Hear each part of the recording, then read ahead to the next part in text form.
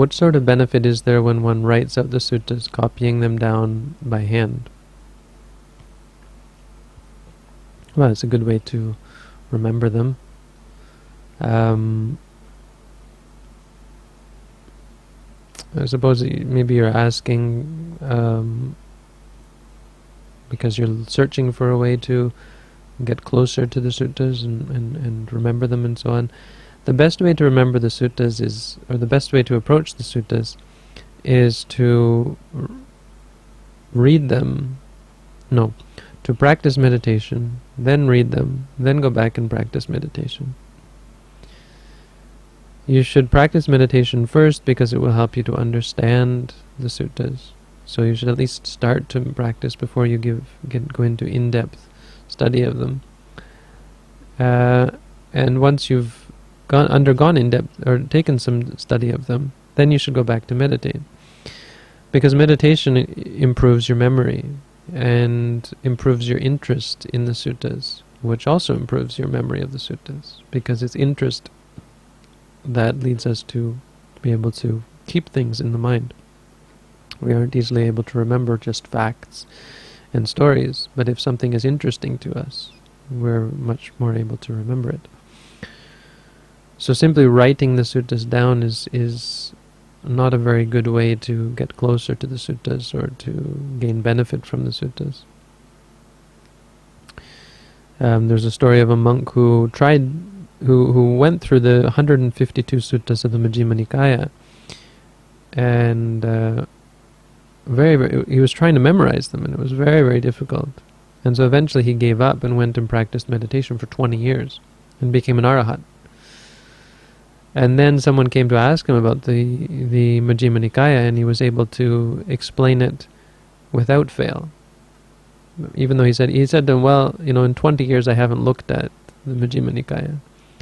And he said, but try, go ahead and start reciting, and I'll see if I can pick it up. And he was able to pick it up without failing a single word, or so on. This is what it says in the Visuddhimagga. So this is how we should approach, or this is a good example of how we should approach the suttas, that it's much more important and beneficial to meditate based on them than it is to really do any kind of in-depth study or of them.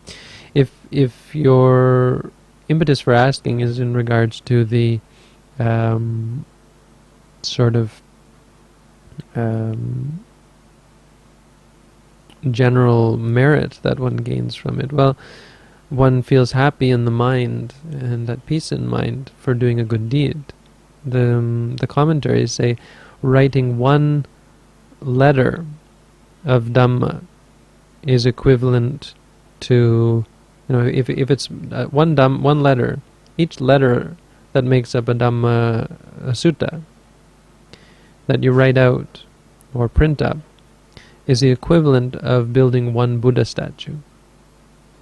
It's a monument of the Dhamma, a Buddhist monument that you're creating. It's helping to spread Buddhism. It's helping to spread the meditation practice, to keep Buddhism alive, and to give guidance to other people. So printing up Dhamma books, sharing Dhamma books, is always a good thing. It's something which benefits your own mind, makes you feel peaceful and happy inside. And so there is great benefit. If you make the determination at the time to become, you can do it as a practice to encourage your mind to get closer to the suttas and to gain wisdom and understanding, and to be able to meet with the Buddha, or to be able to become well versed in the Buddha's teaching in the future, maybe in a future life. Then it can be a great symbol or object for you to cultivate this determination for, and as a result it can support your determination, your adhitthana. When you make a determination that in a future existence may I become this or become that, it can have that benefit as well. If you use it just as to make a determination, may this support my meditation practice, then you can use that as well. So, like all good deeds, it has the benefits of fortifying one's mind state.